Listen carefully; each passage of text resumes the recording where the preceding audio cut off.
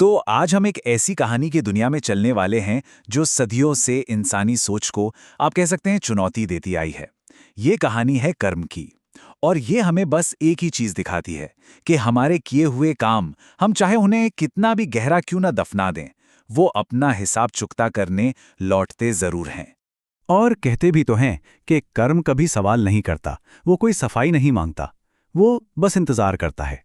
और ये पूरी कहानी पता है इसी एक विचार पर खड़ी है कि कर्म सिर्फ इंतजार करता है। हाँ, वक्त के साथ वो शायद रास्ता बदल ले, चेहरे बदल लें, पर उसकी मंजिल, वो मंजिल कभी नहीं बदलती। चलिए इस बात को जरा और गहराई से समझते हैं। तो कहानी की शुरुआत होती है एक सुनसान शमशान घाट से। बिल्कुल अंधेरी रात है और वहां बैठा है एक बहुत ही शक्तिशाली अघोरी। मतलब वो अपनी ताकत के बिल्कुल शिखर पर है और उसे पूरा गुमान है कि भाई प्रकृति, आत्माएं सब सब कुछ उसके वश में है। लेकिन आज रात कुछ बदलने वाला है। उसके होंठ जो हैं वो लगातार मंत्र बुदबुदा रहे हैं। वो अपनी क्रिया में, अपने अनुष्ठान में पूरी तरह से डूबा हुआ है। उसे अपनी साधना पर, अपनी ताकत पर अटूट विश्वास है। उसको लगता है कि वो मौत को भी चुनौती दे सकता है, कि वो किसी भी आत्मा को अपने काबू में कर सकता है। लेकिन तभी अचानक से कुछ होता है। वो जो आग जल रही थी वो अजीब तरह से फड़फड़ाती है और बुझ जाती है। चारों तरफ एक एक डरावनी खामोशी छा जाती है। ये एक बहुत बड़ा अपशकुन था, एक साफ संकेत कि अघोरी ने किसी ऐसी शक्ति को छेड़ दिया है जो उसकी पकड़ से बहुत बहुत ज्यादा परे है। जैसे ही वो अपनी आंखें खोलता है ना, तो देखता है कि राख के बीच से एक स्त्री की आत्मा उभर रही है। शांत लेकिन बहुत शक्तिशाली। उसकी आंखों में एक ऐसा अधिकार है कि देखकर डर लग जाए। और फिर तो बस एक एक करके अघोरी की सारी शक्तियां उसका साथ छोड़ने लगती हैं। उसकी पवित्र रुद्राक्ष की माला टूटकर बिखर जाती है और वो बेचारा बेबस होकर जमीन पर पड़ा रह जाता है। देखिए, अनुष्ठान की ये जो नाकामी थी, ये तो बस एक शुरुआत थी। असली कहर, असली खौफ तो अब शुरू होना था, जब वो प्रेत बाधा, वो शक्ति शमशान से निकलकर अघोरी की अपनी दुनिया में दाखिल होती है। वो किसी तरह अपने आश्रम लौटता है और वहां जाकर क्या देखता है? उसका आश्रम, जिसे उसने अपनी सालों की साधना से बनाया था, वो अब मलबे का ढेर बन चुका था। और सबसे अजीब बात पता है क्या थी? तूफान सिर्फ और सिर्फ उसी के आश्रम पर आया था। गांव के किसी और घर को खरोंच तक नहीं आई। साफ था, ये कोई कुदरती आफत नहीं थी, ये एक सीधा हमला था। अब वो अपनी पवित्र धूनी, अपनी आग फिर से जलाने की कोशिश करता है, लेकिन नाकाम रहता है। हालत यह हो गई थी कि उसे अपने मंत्र तक याद नहीं आ रहे थे। उसकी सारी आध्यात्मिक शक्ति अब शून्य हो चुकी थी, जीरो। और फिर उसे जंगल से अजीब अजीब आवाजें आने लगती हैं।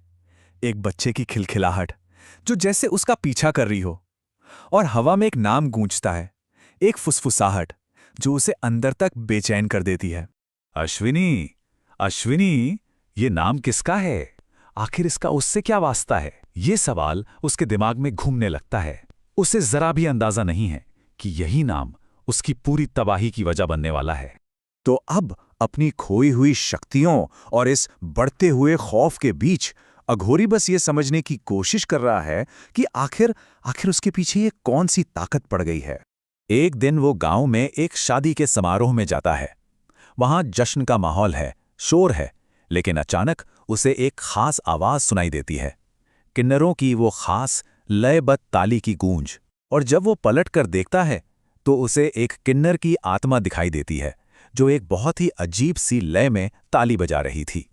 अब यहाँ पर यह जानना बहुत ज़रूरी है कि किन्नर समुदाय को हमारे समाज में एक बहुत ख़ास दर्जा दिया गया है। ऐसा माना जाता है कि उनकी दुआओं और उनकी बद्दुआओं दोनों में ही बहुत ज़्यादा शक्ति होती है। यह देखकर अघोरी वापस उसी शमशान भागता है, वहाँ के रिकॉर्ड्स जांचता है और उसे एक चौंकाने वाली बात पता चलती है। जिस चिता पर उसने वो अनुष्ठान किया था, वो दरअसल एक किन्नर की थी, जिसका नाम था अपराजिता। और बस यहीं पर कहानी का रहस्य और भी ज्यादा गहरा जाता है। सोचिए, अगर चिता पर शरीर अपराजिता का था, तो फिर अश्विनी कौन है? वो नाम किसका है जो उसे लगातार सुनाई दे रहा है? तो अब हमारे सामने ये दो नाम हैं। एक तरफ अपराजिता, जिसका शरीर चिता पर था, और दूसरी तरफ अश्विनी, वो नाम, वो आत्मा जो उसे सता रही है। इन दोनों के बीच आखिर क्या रिश्ता है? यही इस कहानी की सबसे बड़ी पहेली है। और इस पहेली को सुलझाने के लिए कहानी हमें अतीत में ले जाती है, जहां एक ऐसे खौफनाक राज से पर्दा उठता है जिसने इस पूरी अलौकिक घटना को, इस पूरे कहर को जन्म दिया था। और तभी अघोरी की भूली हुई यादों पर से धूल हटने लगती है। उसे याद आता है अश्विनी। अश्विनी एक किन्नर गुरु थी जो गांव में बहुत ही ज्यादा लोकप्रिय थी। वो लोगों को अंधविश्वास से दूर रहने की सीख देती थी, और इसी बात से दूसरे साधु उससे चिढ़ रहे। उन्होंने उसे डायन घोषित कर दिया, और फिर उस अघोरी ने बाकी साधुओं के साथ मिलकर अश्विनी को जिंदा जला दिया था। और उसे ये भी याद आता है कि उसी वक्त किन्नर समुदाय ने एक श्राप दिया था, एक ऐसा श्राप जो अब सालों बाद सच हो रहा था। ये जो कुछ भी हो रहा है, ये कोई मामूली प्रेत बाधा नहीं थी, ये एक वादा किया हुआ बदला था। चलिए अब वापस वर्तमान में लौटते हैं, क्योंकि अब हिसाब बराबर करने का वक्त आ गया है। वो वक्त जब कर्म अपना अंतिम फैसला सुनाने वाला है। अघोरी के सामने अब अपराजिता की आत्मा खड़ी है, और सोचिए, वो शक्तिशाली अघोरी अब एक लाचार इंसान की तरह घुटनों पर गिरकर गिड़गिड़ा रहा है, माफी मांग रहा है, उस दया की भीख मांग रहा है जो उसने कभी किसी को नहीं दिखाई। लेकिन अब बहुत देर हो चुकी है। अपराजिता की आत्मा उसे हवा में उठा लेती है, उसे घसीटकर वापस उसी शमशान की चिता पर ले जाया जाता है, ठीक उसी जगह जहां उसका अनुष्ठान फेल हुआ था। वहां किन्नर समुदाय की बाकी आत्माएं एक खामोश घेरा बनाकर खड़ी हैं, इंसाफ होते देख रही हैं। और फिर उसी चंदन की लकड़ी से, जिससे सालों पहले अश्विनी को जलाया गया था, उसी से अघोरी को आग लगा दी जाती है। उसकी चीखें पूरी हवा में गूंजती हैं, और धीरे धीरे अश्विनी की उन पुरानी चीखों में मिल जाती हैं। जो आग उसने किसी और के लिए जलाई थी, वही आग आज अपना हक मांगने लौटी थी। आखिरकार कर्म ने अपना चक्र पूरा कर ही लिया था। तो ये कहानी हमें एक बहुत ही बुनियादी सच दिखाती है कि कर्म न्याय की एक ऐसी शक्ति है जो कभी नहीं चूकती। पर यह हमें एक गहरे सवाल के साथ भी छोड़ जाती है कि जब इंसान का बनाया हुआ न्याय किसी को इंसाफ नहीं दे पाता, तो क्या प्रकृति का न्याय ही आखिरी रास्ता बचता है? इस पर एक बार सोचेगा जरूर।